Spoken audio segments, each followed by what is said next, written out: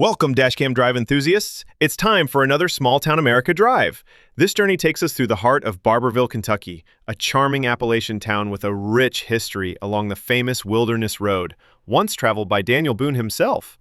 We begin just north of town on US 25E, where the rolling Kentucky hills guide us into Barbourville. As we make our way onto Daniel Boone Drive, you'll notice a mix of small businesses and local landmarks that capture the spirit of small town America. Soon, we arrive at Courthouse Square, the centerpiece of downtown, where the Knox County Courthouse stands as a reminder of Barbourville's deep historical roots.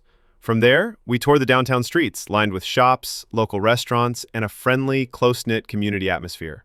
Turning onto Main Street, we continue through the heart of the city before turning onto College Drive, where we pass through the beautiful campus of Union Commonwealth University. This campus is an important part of Barbourville's identity, blending education, history, and community life.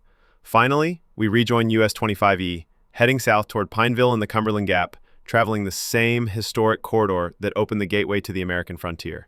So, join us for our tour of Small Town America and Small Town Appalachia on Dashcam Travels.